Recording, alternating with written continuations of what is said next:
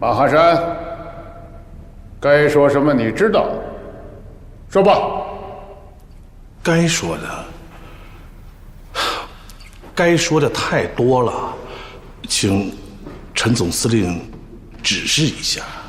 刘初武，这个人是你叫来的，还是别人给你派的？还用我提醒吗？我实在想不起来了，还得请陈总，你给我提个醒。徐局长，你问他。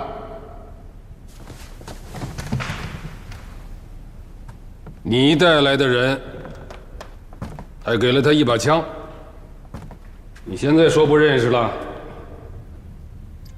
啊，这个人我认识，那是我托人请青帮的兄弟，我还给了他$10,000。当时我是想啊，让他替党国除害，后来人家不干了，老在亲自动的手。我是徐的，你扯这些人有意思吗？啊，王站长，你是否该提个醒了？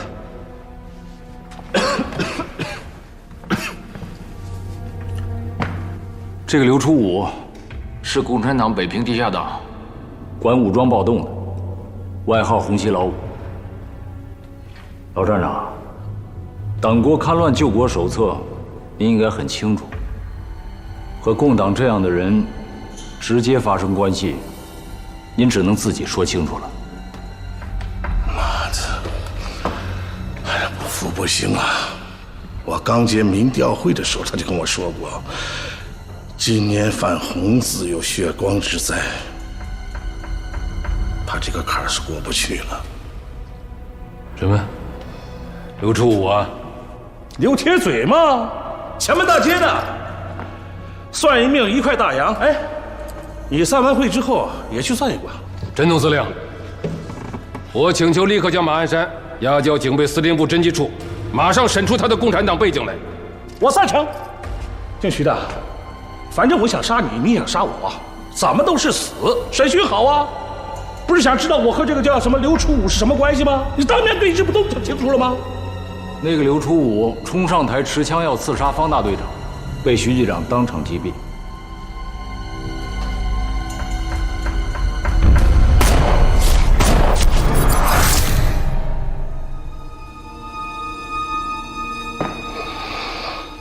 我倒真该死了。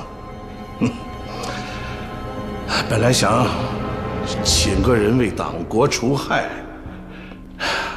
反倒差点伤了方大队长。现在好，死无对证了啊！好，老子也不变了。你们不是说我认识那个共产党吗？那我就认识共产党吧。那个严春明呢？还有梁经纶，他们跟刘初武都是什么关系？走！等等，南京指示我们尽快商议美元合理运用的方案。这个马鞍山和共产党的事儿，能否开了这个会再说呀？何副校长跟方行长都是过来要求我们放人的，不放人，他们也不会配合我们商议什么美元运用方案。你们就不想我们问清楚？我们真是该辞职了，一把年纪，家里人被抓，拉我们来陪审，还说什么研究美国援助合理运用。我早就跟你说过，老哥，写什么币制改革论证啊？你不听，现在明白了吧？你在中央银行买了半辈子的命，中央的银行，好，现在反过来教训我。我那是教训你呢。走，咱俩争了一辈子，我就没争过你。把大门关了。是，把门从外面锁了。干什么？关我们禁闭吗？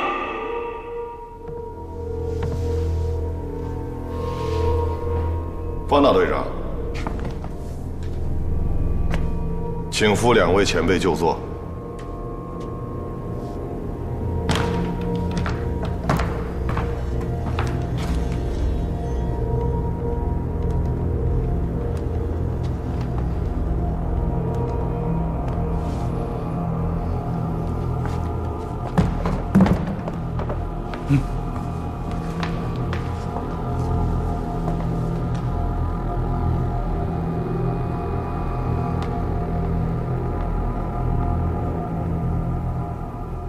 去把门外的值班电话拉进来。报告长官，电话线不够。接。是。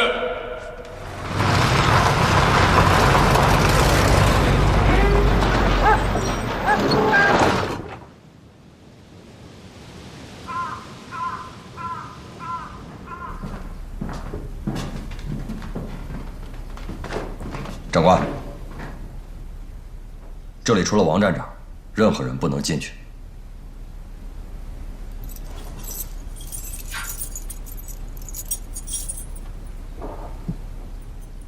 这就是你们王站长给我的钥匙。去走廊的尽头守着，任何人不要靠近。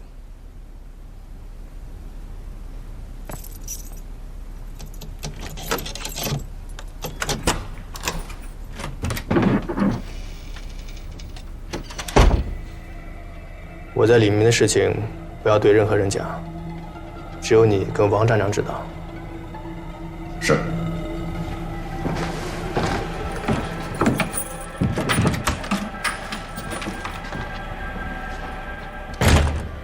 在严春明那里，还看不出共产党对梁金伦同志有怀疑。知道梁金伦同志共产党身份的还有5个共产党，其中2个是我们中正学社的学生，其余3个是共产党学生。梁金伦同志的意见是，对那5个人都不要刑讯。那就都不要刑讯，除了严春明、梁金伦同志和今天抓的学生，都让何副校长一同保释。是，建峰同志，我担心王普士同志释放他们，在徐铁营，尤其是陈继承那边会有阻力。别管多了，记住，你是党同决的人，是徐铁营的秘书。是。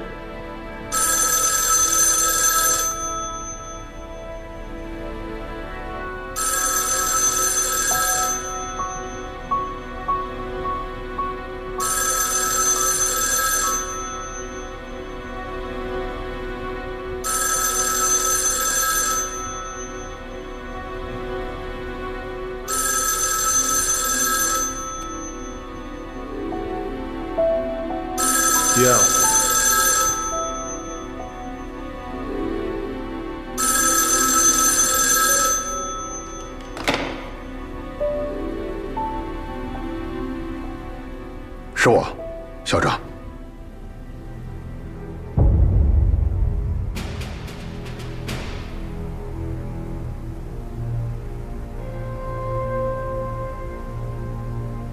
哦，我在，总统。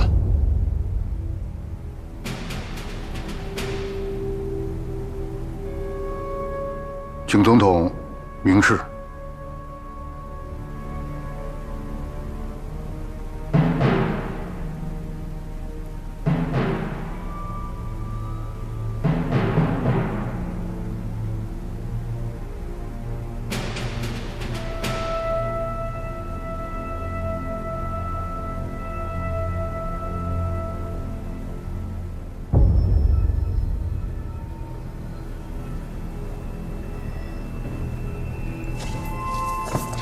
我是李玉清，总统。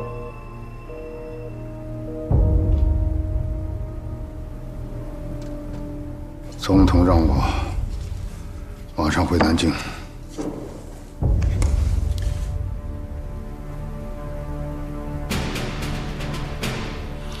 你们继续开会。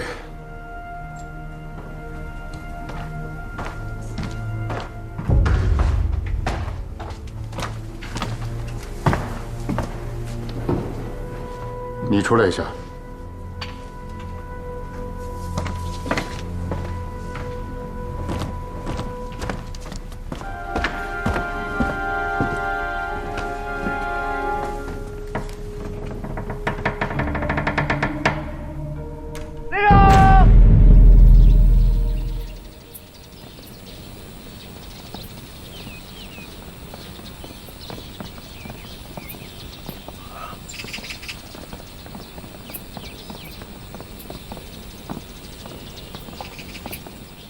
何先生，请上车吧。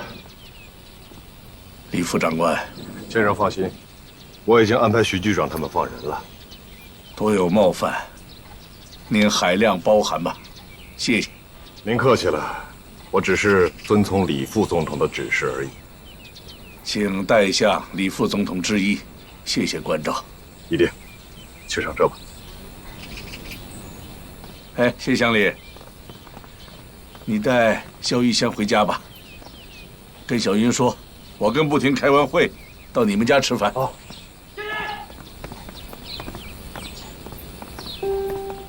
哎，你过来，过来，过来。你今天想喝什么红酒？今天不喝酒。不要胡说，谢乡里，家里还有好酒吗？有酒，有酒。开2瓶，回家喝酒，听我的啊！你告诉他们吧。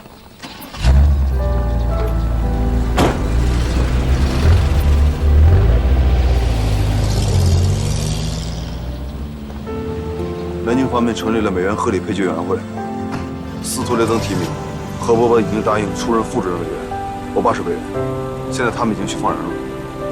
你父亲今晚要去我们家吃饭，应该是为了陪木兰。李义清他们现在准备去北平进行开会，我和曾可达也要去。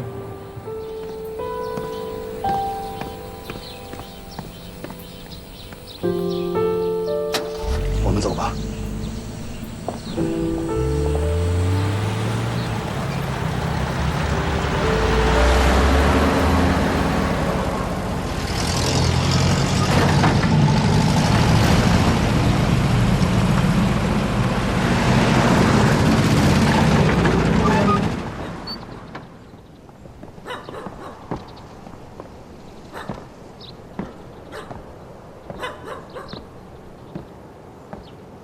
抓捕人员名单。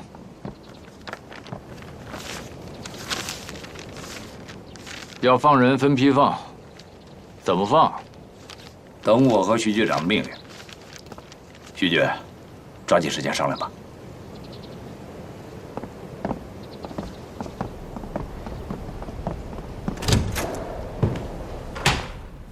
徐局长，请。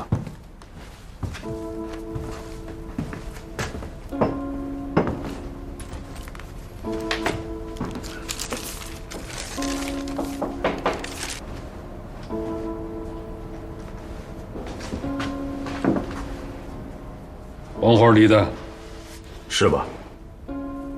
马汉山这一向都住在你屋里。马汉山当站长的时候就住这间房。您先看名单吧。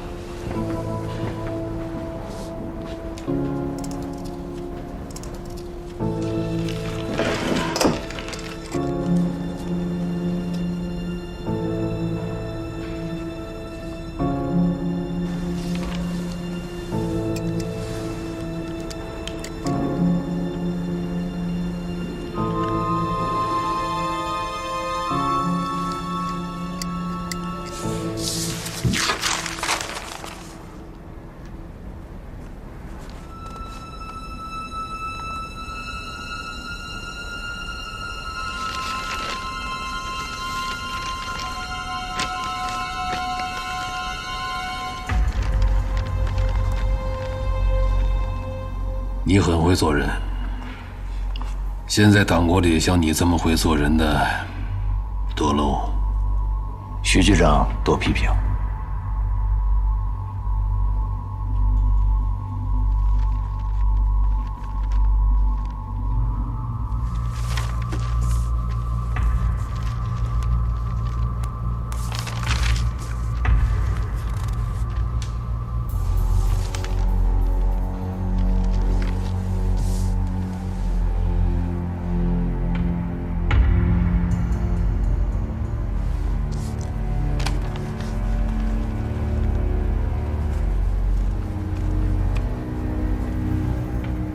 我这里也有一份名单，想了好多天，今天拿给你看。如果是我不应该看的，徐局长，最好不要让我看。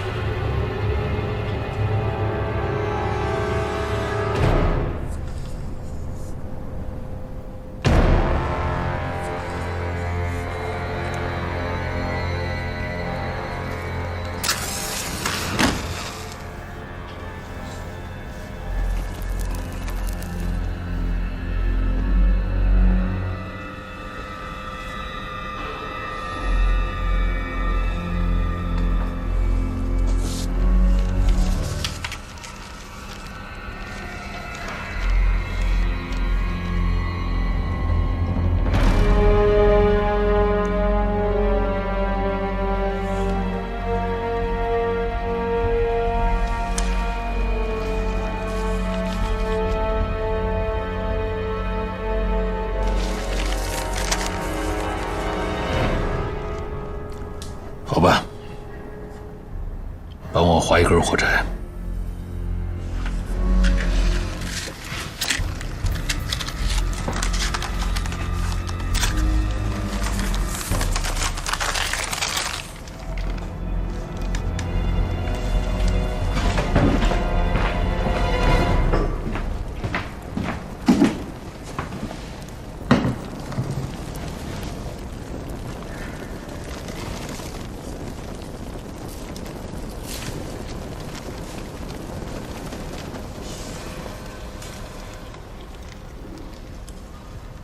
走吧。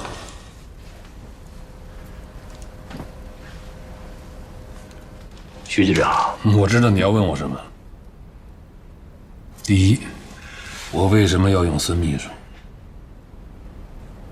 第二，我为什么要把这份报告拿给你看？直接跟你说吧，这都是陈部长的指示。我必须要用孙秘书，因为他是有利于经国统治的人。我不但要用他，还要装作不知道他是经国统治的人。上午开会，我们去打电话，他明确指示要把这份报告拿给你看。为了党国，为了保护经国统治。顾真同志，你的烟快烧到手了啊，没关系，没关系。陈部长希望我干什么？他不希望你干什么，希望你什么也不要干。铁血救国会里的那些年轻人，在陷经国先生于不利，曾可达不足道。那个梁经纶一边缠上了美国人，一边缠上了共产党，缠得太深了。出了这个门，他的事情我必须处理。我会带上孙秘书，一切过程都由孙朝忠向经国同志报告，与你无关。记着，你没有看到刚才的那份报告，因为经国同志也不知道有这份报告。我们不希望你失去经国同志的信任。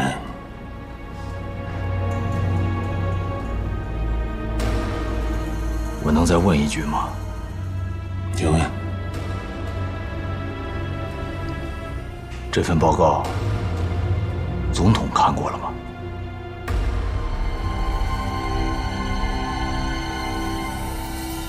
总统没看，我敢给你看吗？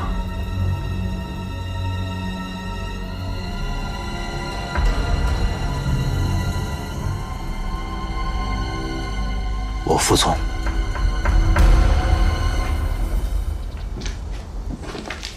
按照名单派车，北平籍的师生送回各自的原校，外籍的学生都打了勾，直接送到火车站。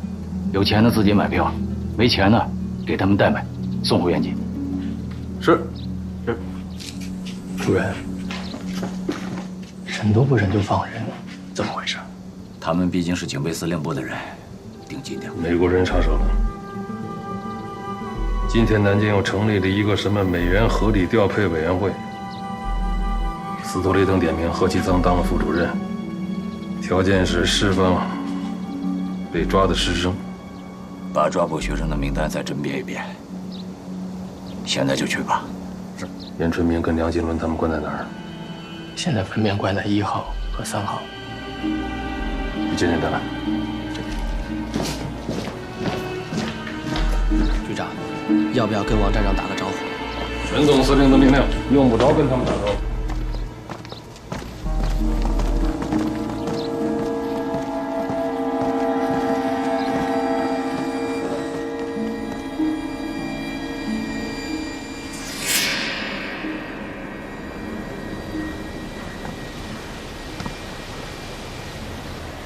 这亭子和那廊子是新盖的？报告徐局长，是马汉山当站长时修的。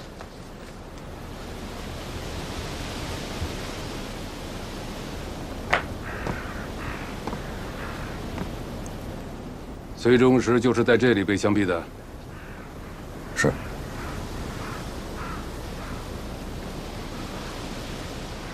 挑这么个地方杀人，你们马站长可真会煞风景啊！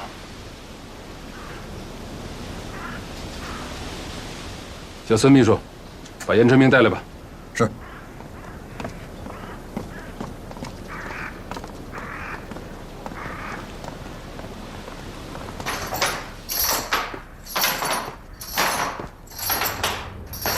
我们见过面，谈过话。请问你是谁？我在问你，我们此前见没见过面？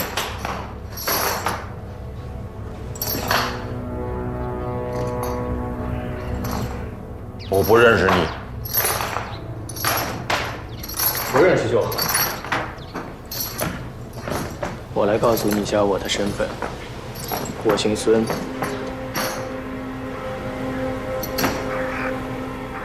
是北平市警察局徐局长的机要秘书。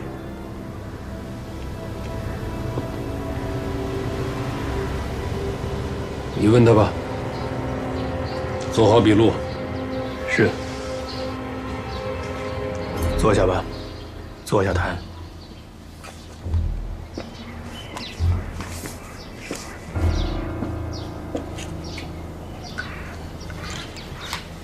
严大已经出面保释你们了，但是来救你们的人的身份已经查明，是共产党北平地下党副部长刘初武。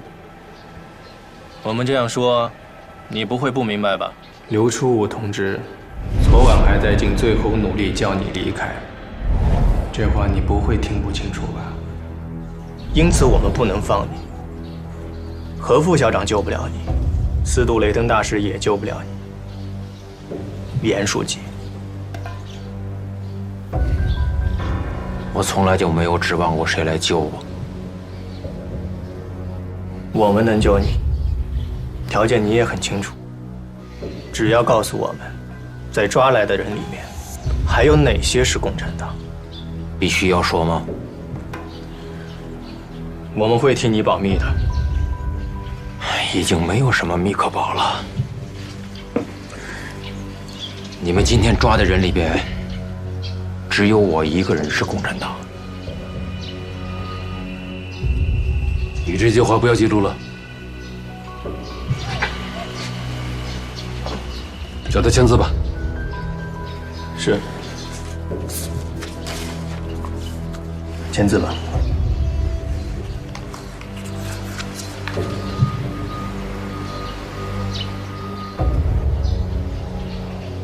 笔拿来。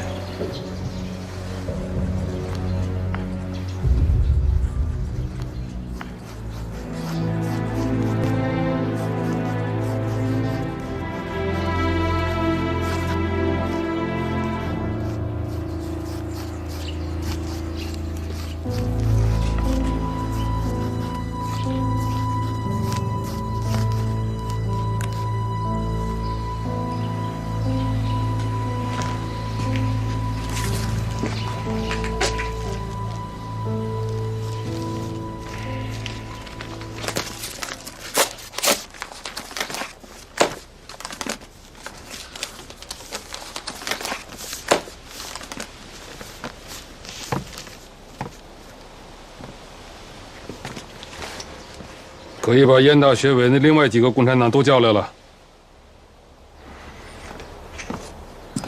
局长，还有哪些共产党？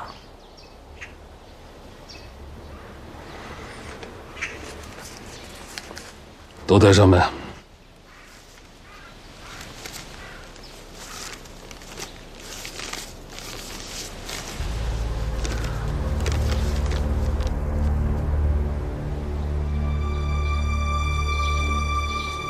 局长，这个人是不是最好不要叫？都叫。是。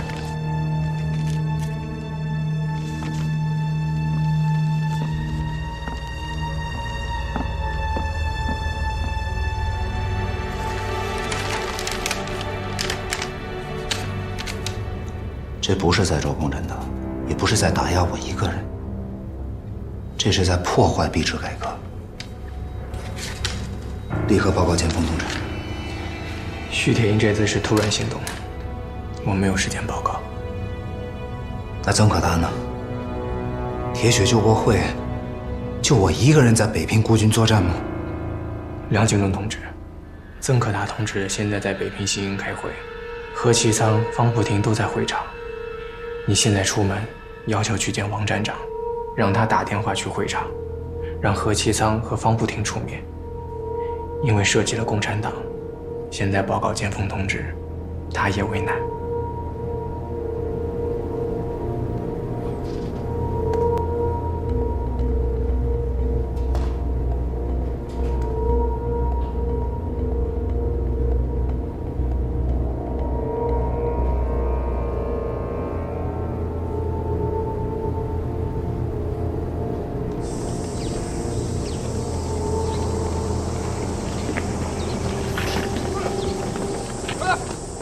这是最后一批学生了，里面确定没有谢木兰。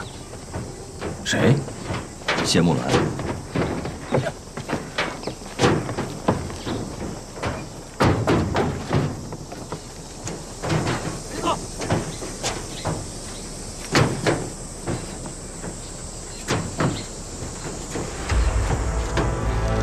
这辆车先不要走。等我的妹子。是。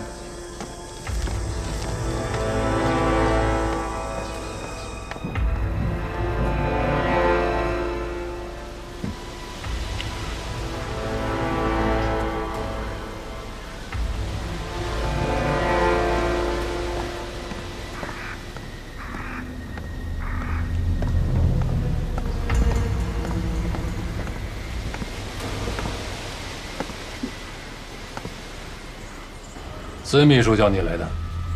梁金伦在监狱通道抗议。他抗议什么呀？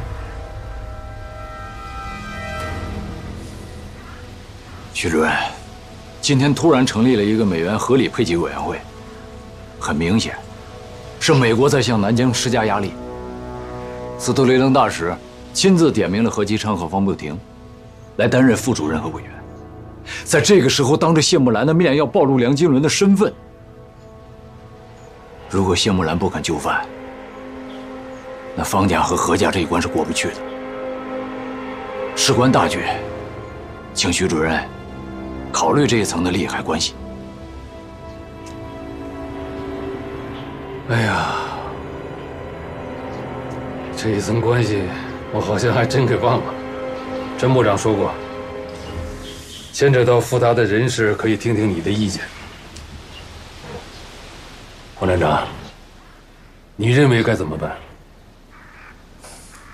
我的意见刚才已经说过了。释放谢木兰，请中央党部考虑我的意见。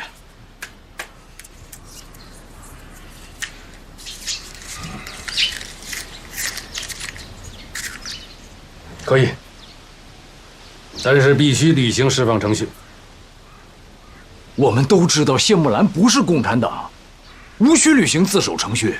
但梁经纶是共产党，他正在发展谢木兰，因此梁经纶必须要向谢木兰说清楚，他铁血救国会的身份。说清楚了，谢木兰要是愿意还跟他，那就可以马上释放。我非常理解中央党部对我党党员的甄别机，我只是想提醒中央党部注意，今天释放学生是总统的决定，尤其牵扯到谢木兰，必定会引起美国盟友的态度，所以我再次请求中央党部先向总统报告。中华民国不是美国盟友的情妇，总统也犯不着事事都要看美国人的脸色吧？我再提醒你，总统首先是我党的总裁，是代表我党竞选的总统，总裁此时此刻就在中央党部听取陈部长的工作汇报。怎么，你还想请示，向总统汇报吗？就为了一个梁经纶？哼，到现在了，你还以为就是为了一个梁经纶吗？这1年多来，美国跟我们的外交关系日益恶化，原因之一就是党国内部有人离心离德，丑化党国形象。竟如这个梁经纶，利用何其仓跟司徒雷登的关系，多次向美国人传达负面影响。他这是在执行你们经国局长推行币制改革的计划，还是在执行共产党学委的指示？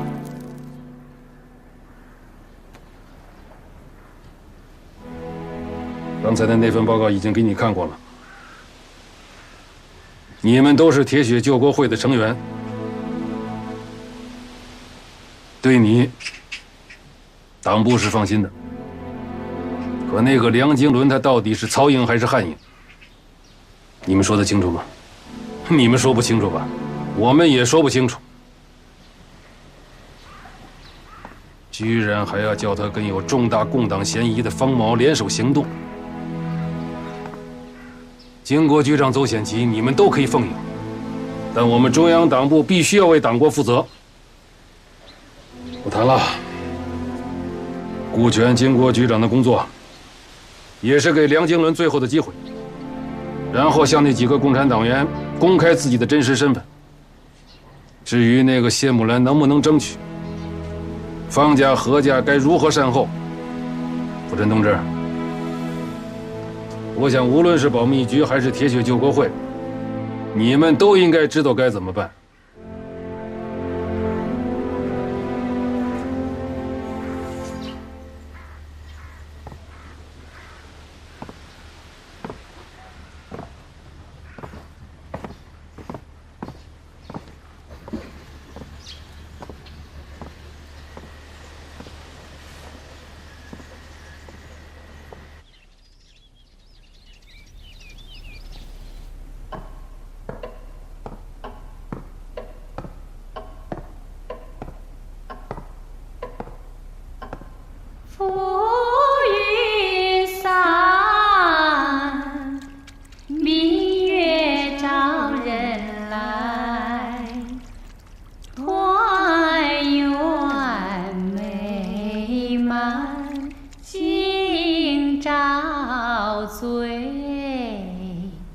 清浅池塘，鸳鸯戏水，红山。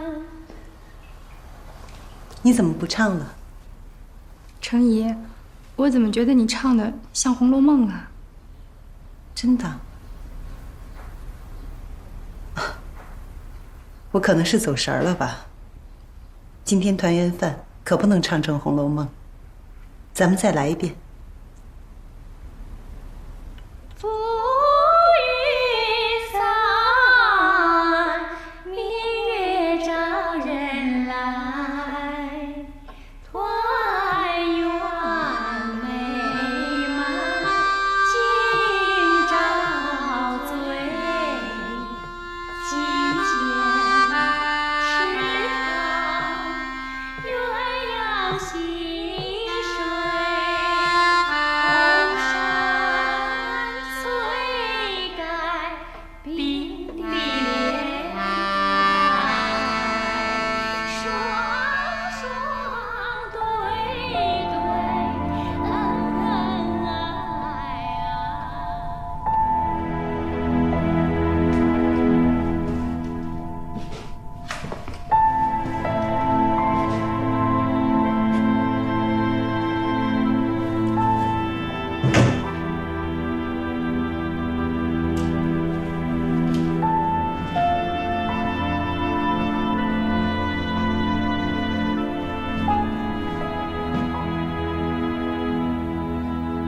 木兰没跟你回来？找几封崔叔的亲笔信函，报告也行。何伯伯出面了，南京方面来电话，下午人就全部保释出来。开完会，你爸爸会陪着何伯伯来家里吃饭。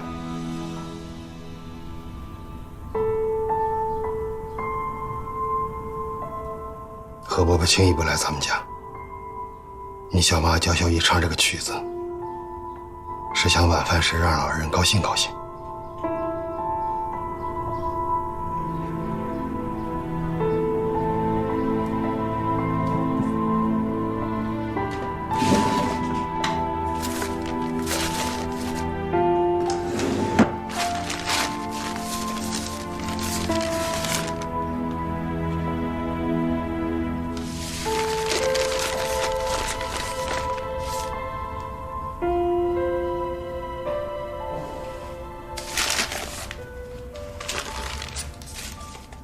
要崔叔的信函干什么？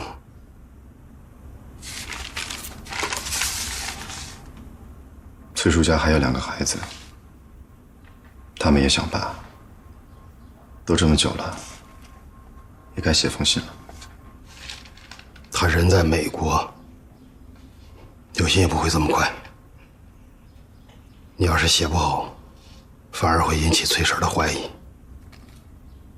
其实崔婶心里比谁都明白。美国人的飞机天天往中国飞，崔叔早该有报告送到这里了。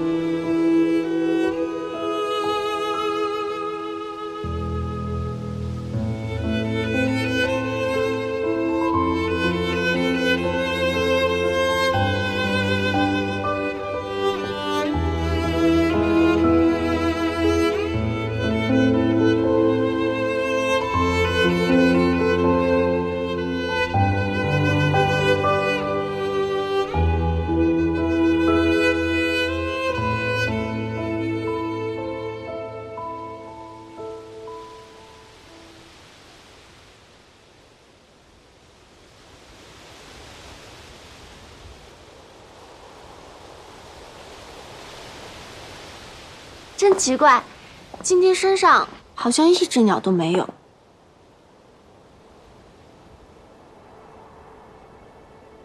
和人一样，也许都出去觅食了。我想起了一个名人的一句话。谁？苏格拉底。别人为吃饭而生存，我为生存而吃饭。不是说我，这句话是送给你的。为了信仰，为了理想而生存。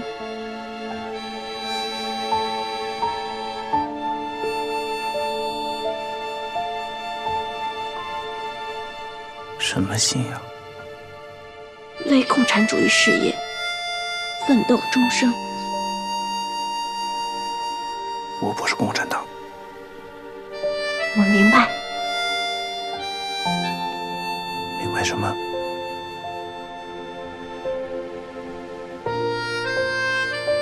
这里是国民党特务机关。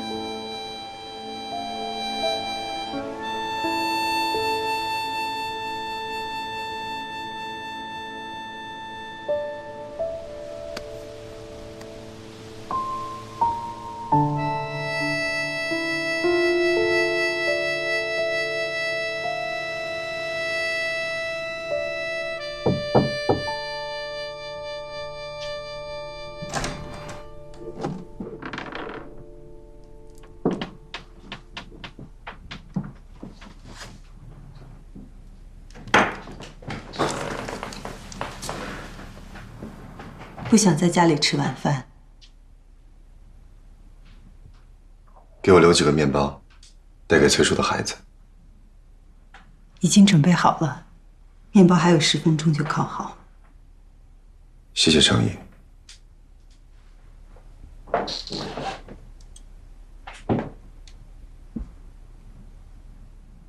姑父让我告诉你，崔叔平时给家里写信都很短。长了就不像了。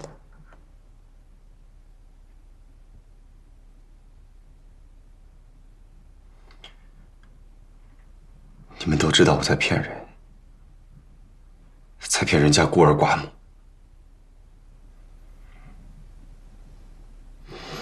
这个家里每天都在骗自己，骗别人。程野，你平时骗自己，骗我爸。以为自己骗得很像吗？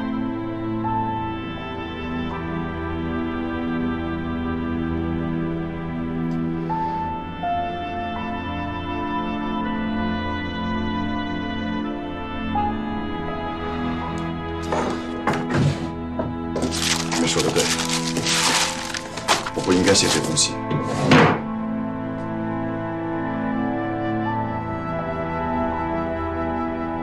还有。我不应该说刚才那些话。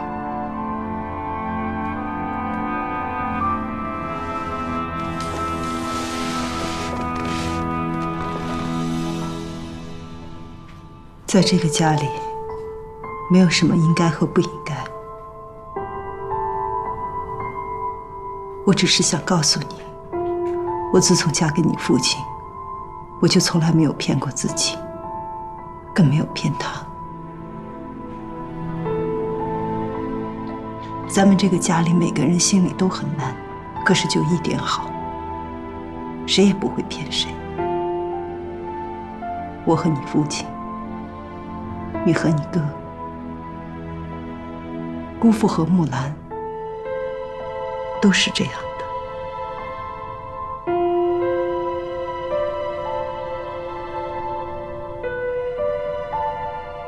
是。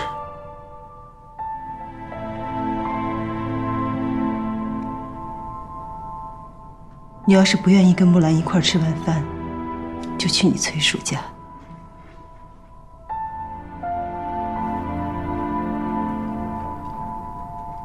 面包烤好了，我去取。程野，你下去别再叫小雨唱了。这首歌只有你唱的最好听。谁都爱听你唱，比你妈妈唱的还好听。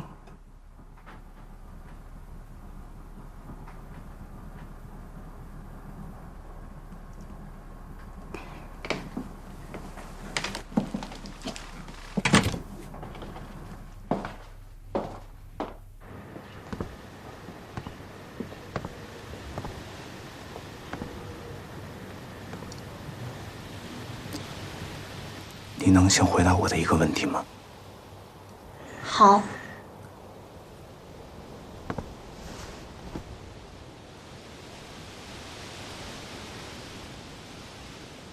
为什么我每次看你的眼，你都会把目光望向别处呢？这是新月派的诗吗？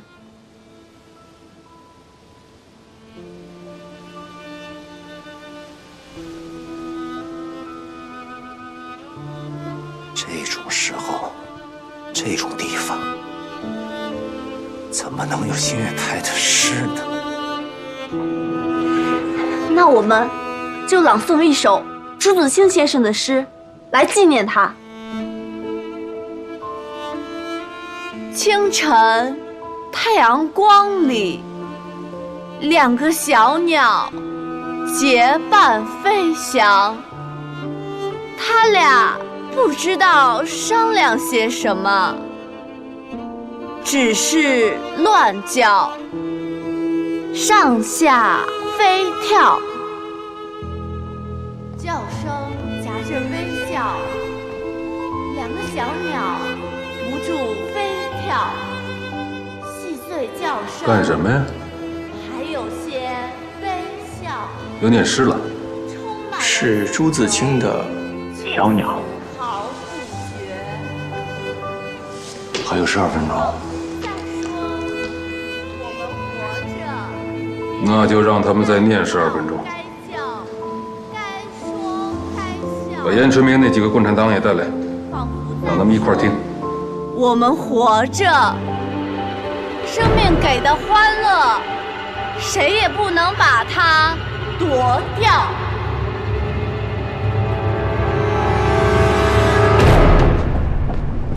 一切国民党的败类，你们不就是想造出孙先生的三民主义吗？都过来吧，来呀，都来吧！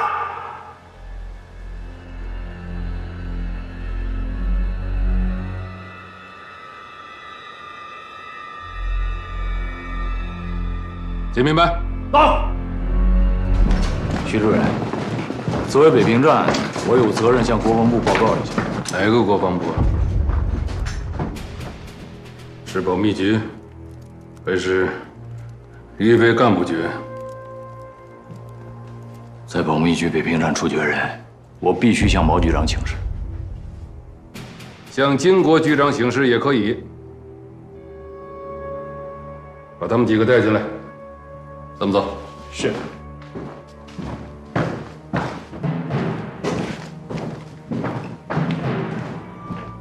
带走。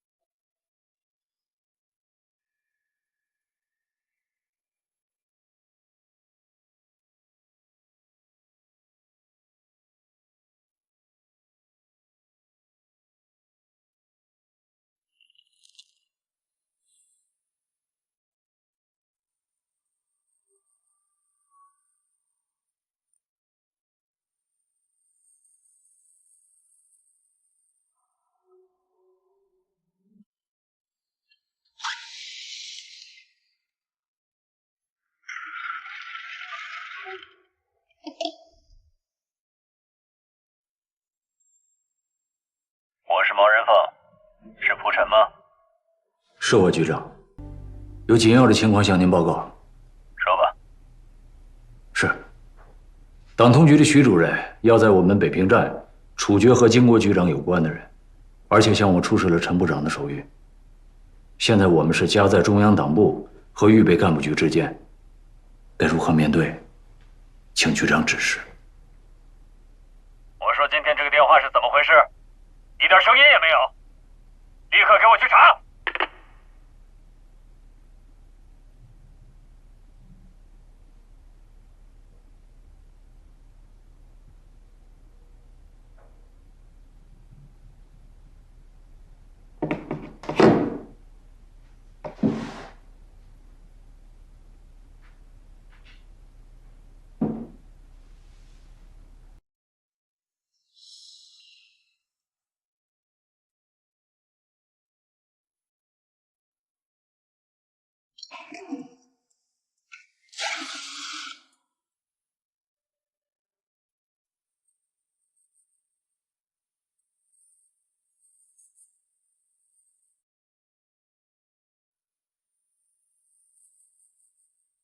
当着他们的面，说出你的真实身份。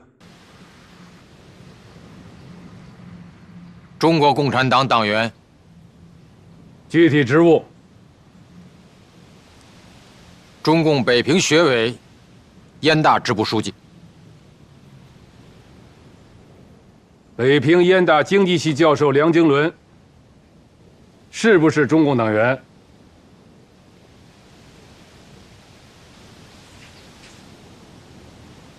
不是。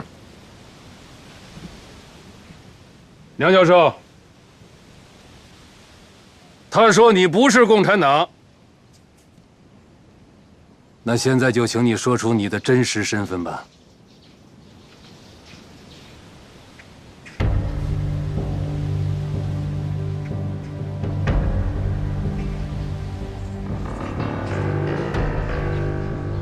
于致力国民革命凡40年，其目的在求中国之自由、平等。及40年之经验，深知欲达到此目的，必须唤起民众及联合世界上以平等待我之民族共同奋斗。现在，革命尚未成功。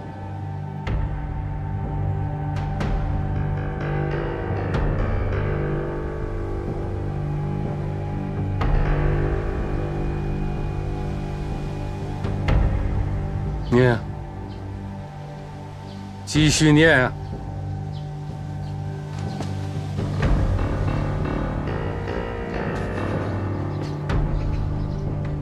徐铁英，根据中华民国宪法，国民皆有平等之权利。刚才你问我的身份，现在我也问你的身份，请问，你是不是国民党党员？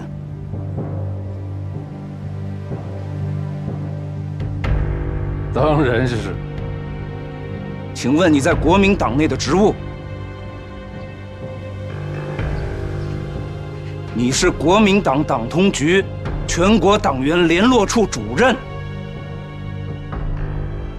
根据国民党党章，根据你们党通局的条令，凡国民党党员闻听总理遗嘱，都必须参与背诵。以你的身份，刚才为什么不跟着念？还要我继续念吗？我们一起念。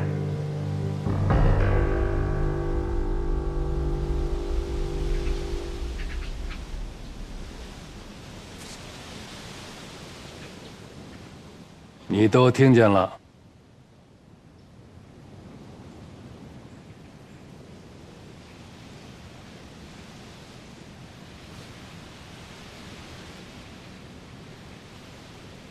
孙朝忠，在。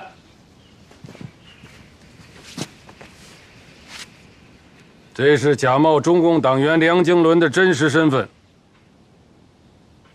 拿给那几个学生都看看。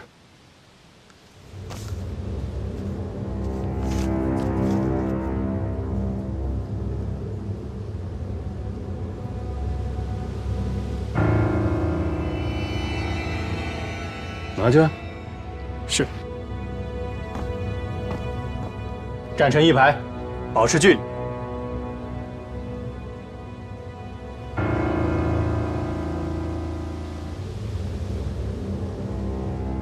有什么不能看的？你们此起彼人吗？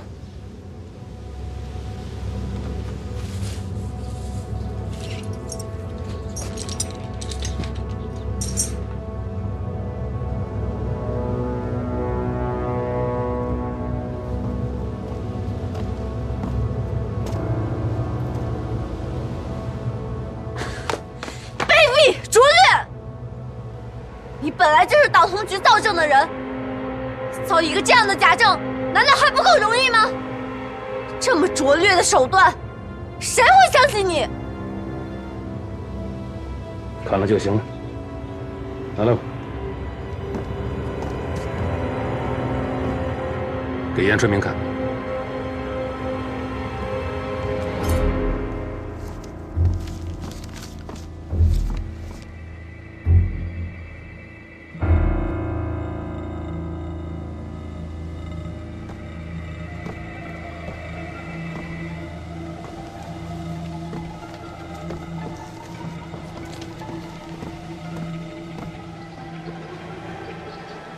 早就知道了是不是？知道什么呀？你们中共北平地下党早就知道了梁经纶的双重身份，现在还装，还有意义吗？双重？什么双重啊？你把他的第一重身份跟我讲讲。中共北平学委、燕大支部成员，不是吗？是你是中共燕大支部书记，还我是中共燕大支部书记？当然你是，你还不只是中共燕大支部书记。你还是梁经纶加入共产党的入党介绍人。你刚才否认他是中共党员，对吧？那只有两种可能，其中的一种可能就是到目前为止，你还真不知道他国民党的身份。作为支部书记，作为入党介绍人，你不会供出他。但是这种可能被你刚才的态度给否定了。梁经纶刚才慷慨念诵总理遗嘱，就已经暴露了他的真实身份。可你还在保护他，那就只剩下一种可能了，那就是你们中共北平地下党早就发现了梁经纶的真实身份，而假装没有发现。严春明，昨天夜里你潜回燕大，今天刘楚武这么大的人物，也不惜以命犯法。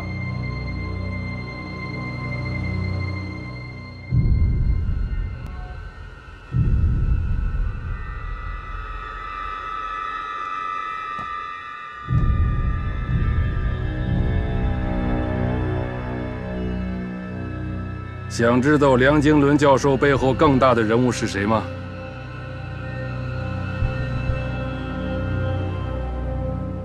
就是你们刚刚看到的，我们国民党党政上梁经纶的入党介绍人，也就是现任国防部预备干部局蒋经国局长。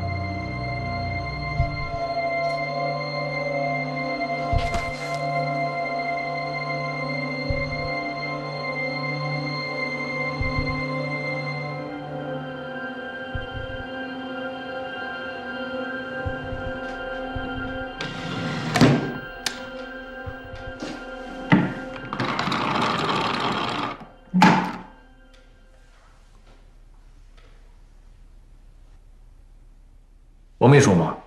我是王补仁啊。无论建峰同志在什么地方，请务必将电话转过去，我有紧急情况报告。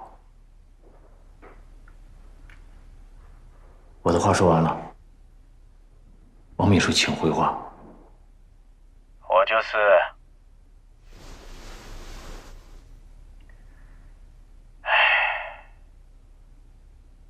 部长大致情况已经知道，你把你那边现在的情况讲一下吧。是，建峰同志。徐铁英抓了几个共产党的青年学生，当着他们暴露了梁金伦同志铁血救国会的身份。接下来的情况是，除了中正学社我们的2个人，剩下的人都不能释放了。我最不能理解的是，他们把谢木兰也卷了进来，明知道他不是共产党，是方家的人，才19岁。你为什么不阻止不报告？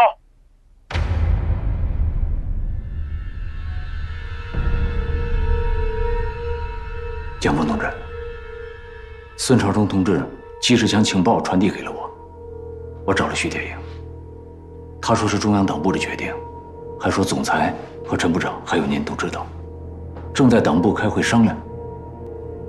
我打电话给毛局长，电话出了故障。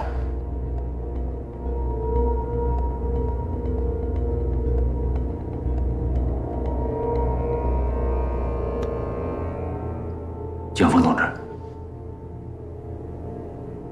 讲你想好的意见吧。是。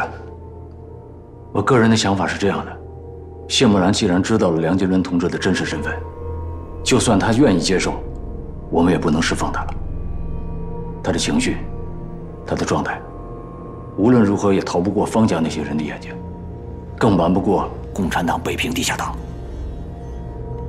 可现在难就难在我们不能关他。方梦敖、方孟伟，还有何其仓，无论哪一个出面，我们都必须放人。既成事实，只要谢木兰活着，梁金伦同志就必须离开北平。孔雀东南飞的方案只能放弃，而逼着改革的计划必然会推迟。你分析完了没有？我要你讲你的意见。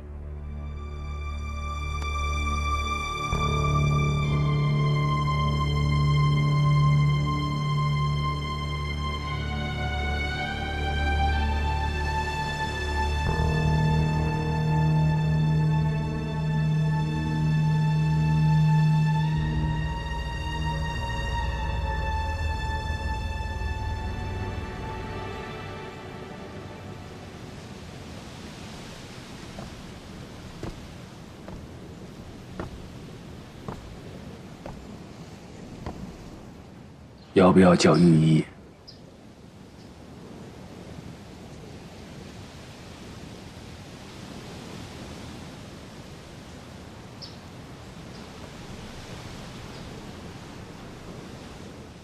孙秘书，在。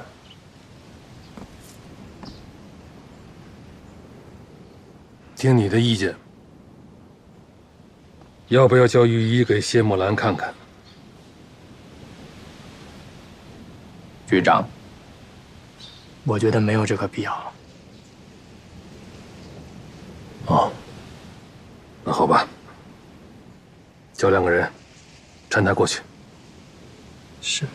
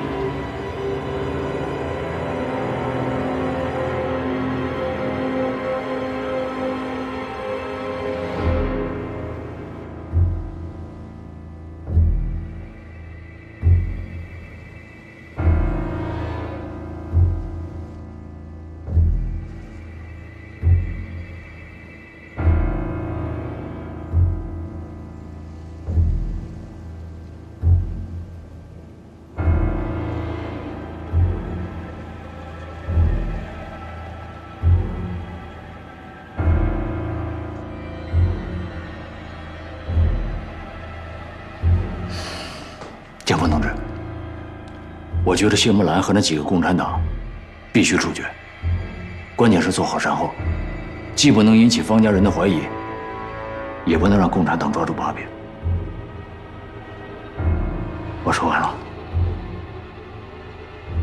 这行吧？是。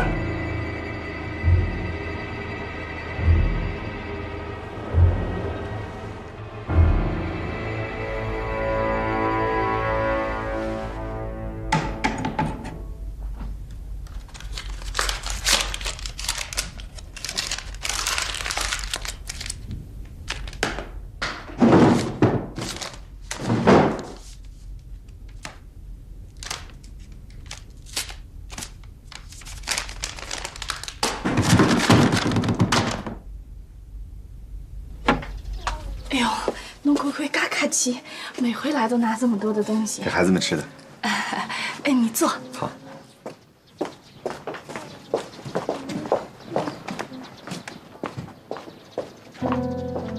等会儿，翠婶。那个盒子里是刚烤的面包，拿2个给伯清和平阳吧。哎呦，就要吃晚饭了，吃完晚饭再给他们吧。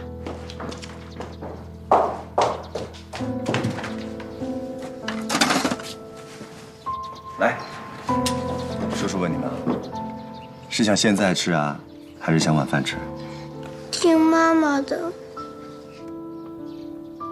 我们今天不听妈妈的，好不好？崔婶儿，拿出来吧。哎呀，你就惯着他们吧。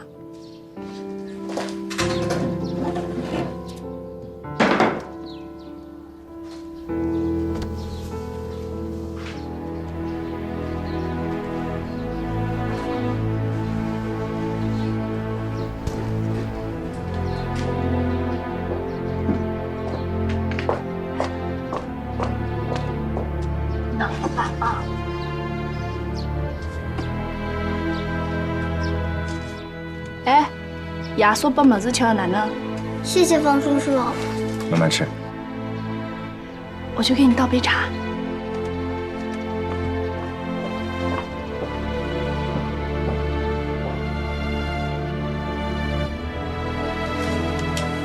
好吃吗？好吃。